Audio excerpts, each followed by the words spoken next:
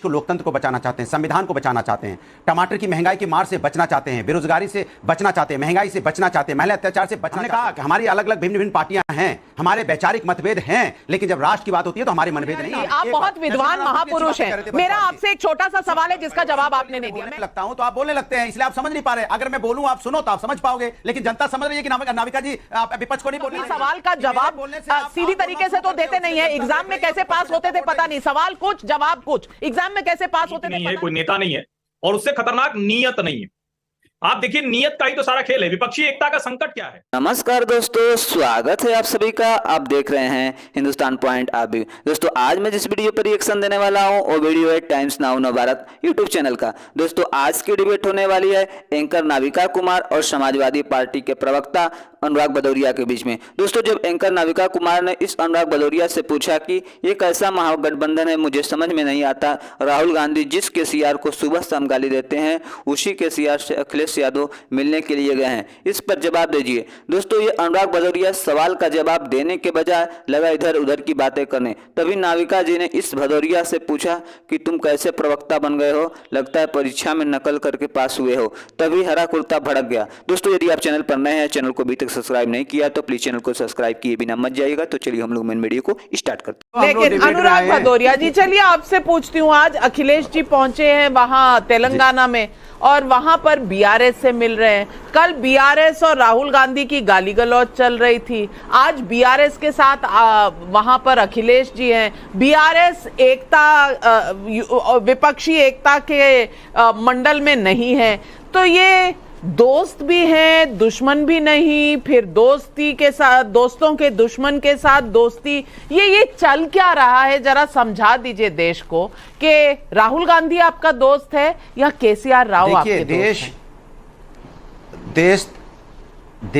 देश सिद्धांतों पे चलेगा और 2024 में जो सिद्धांतों को मानने वाले लोग हैं, जो देश को बचाना चाहते हैं, जो देश को लोकतंत्र को बचाना चाहते हैं, संविधान को बचाना चाहते हैं, टमाटर की महंगाई की मार से बचना चाहते हैं, बेरोजगारी से बचना चाहते हैं, महंगाई से बचना चाहते हैं, महिला अत्याचार से बचना चाहते हैं, किसानों को खुशहाल बनाना चाहते हैं, युवाओं को पैरों पे खड़ा करना चाहते हैं, ये सब मिलके एक साथ देश को बचाएंगे।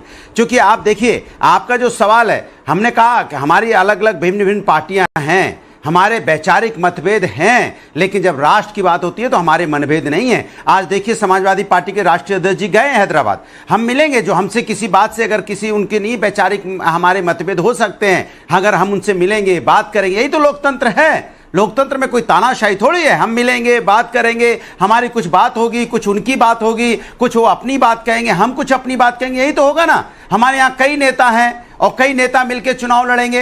भाई ऐसा तो है नहीं कि दूसरा बीजेपी तो दूसरा नाम दे ही नहीं पाएगी, नरसिम्हा राव तो दूसरा बैठे यहाँ नरसिम्हा राव दे ही नहीं पाएंगे दूसरा नाम। अनुराग भदौरिया जी आप बहुत विद्वान महापुरुष हैं। मेरा आपसे एक छोटा सा सवाल है जिसका जवाब आपने नहीं दिया। मैंने सिर्फ ये पूछा कि कल राहुल गांधी ने कहा केसीआर राव जो हैं वो बीजेपी की बी टीम है।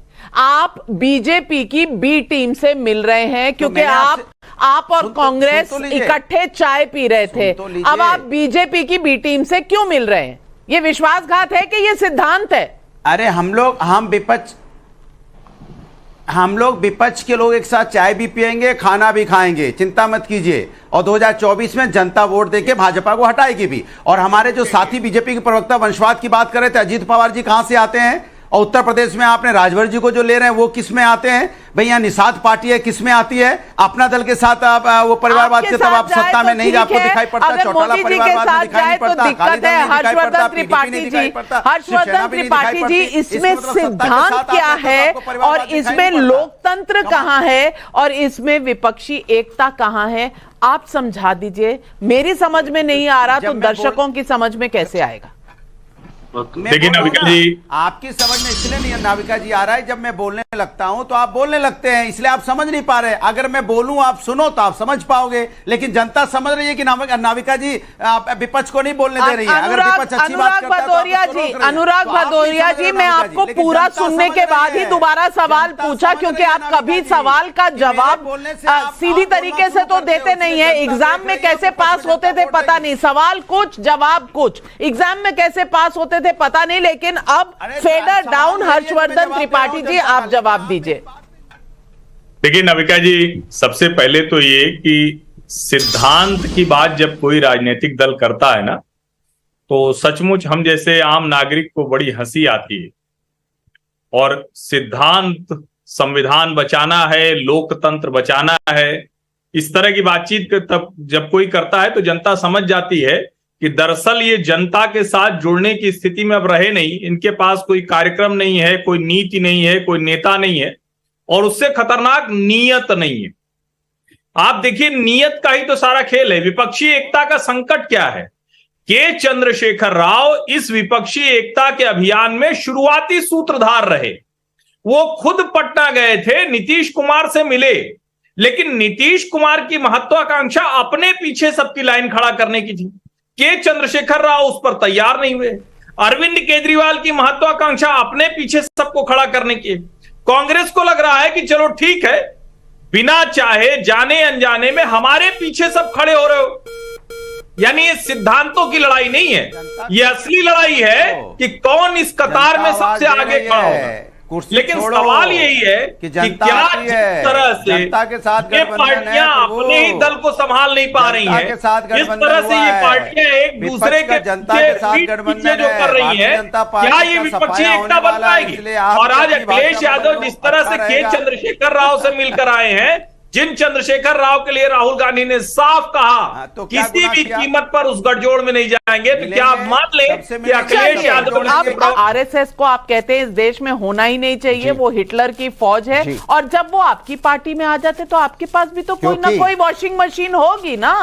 आप सिर्फ उधर उंगली उठाते हैं कि वॉशिंग मशीन है, आपकी वॉशिंग मशीन क्या करती है? बहुत अच्छा सवाल पूछा, और मैं 2 लाइन से उसको फिर समाप्त करूंगा, लेकिन केवल जगदीश जी पे सवाल पूछा।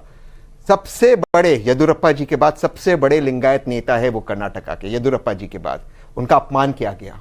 अच्छा, लिंगायत समाज का अपमान किया है भाजपा ने। तो कम्युनल नहीं थे वो, लिंगायत नेता था, उनका अपमान किया। और ये भाजपा की मानसिकता है, ये भाजपा की मानसिकता है, क्योंकि उन्होंने उस समाज का अपमान किया है। बीजेपी कम्युनल है, आरएसएस कम्युनल है कि नहीं है? और मैं 2 लाइनों में इसको समाप्त करता हूं। दिनकर जी की पोएम को थोड़ी सी मॉडिफाई कर दिया हूं। हित वचन नहीं तूने माना, लोकतंत्र का मूल ना पहचाना, तो लो अब मैं भी चलता हूं, अंतिम संकल्प सुनाता हूं। याचना नहीं अब रण होगा, जीवन जय या फिर मरण होगा राजनीतिक। हर्षवर्धन त्रिपाठी जी, अगर ये कहते हैं जगदीश शेट्टर का अपमान हुआ तो अजीत पवार का अपमान नहीं हुआ, तो अजीत पवार के ऊपर इनको क्यों तरस नहीं आ रहा? क्यों इनके आंसू नहीं बह रहे? अजीत पवार के लिए, जगदीश शेट्टर के लिए बह जाते हैं और उनको वॉशिंग मशीन में डाल दिया जाता है। तो अजीत पवार, जिनको दादा पवार सब कहते थे, ऑर्गेनाइजेशन वो चलाते थे, भाई कहती हैं सुप्रिया सुले, लेकिन उठाकर दूध में से मक्खी की तरह बाहर निकाल दिया। लेकिन वो इनको इंसल्ट नहीं लगता है? किसने बाहर निकाला? देखिए नाविका जी, शरद पवार ने। वो तो एलओपी थे। जगदीश शेट्टर को टिकट नहीं दिया इन लोगों ने, एक्स मुख्यमंत्री को।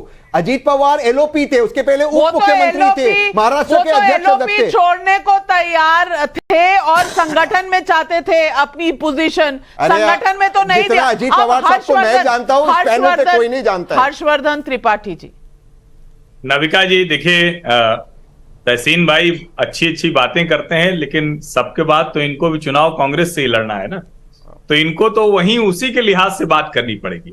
आपने जो एक बात कही कि सारी पार्टियां सहूलियत की राजनीति कर रही, अगर कोई भ्रष्टाचारी था तो वो जब भाजपा के विरोध में था तब भी भ्रष्टाचारी था, और आज अगर उसने भारतीय जनता पार्टी के साथ सरकार में शामिल होना तय किया है तब भी भ्रष्टाचारी है, अगर उस मापदंड पर कहेंगे।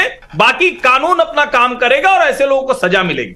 लेकिन महाराष्ट्र की राजनीति के लिहाज से क्या अजीत पवार किसी भी स्थिति में एनसीपी के स्वाभाविक नेता नहीं थे? कोई भी ये कह सकता है, जिस तरह से पुत्री मोह में शरद पवार ने अजीत पवार को अपमानित किया, और अपमानित वो अभी से नहीं कर रहे हैं, जब मुंह अंधेरे वो शपथ लेने के लिए गए थे तो अजीत पवार कह रहे हैं कि हमारे जाल में फंस गए। मतलब अपने भतीजे को बेइज्जत कराकर वो राजनीति कर रहे हैं। उनकी इज्जत की पताका फहराती रहे और अपने भतीजे को बेइज्जत करते रहे।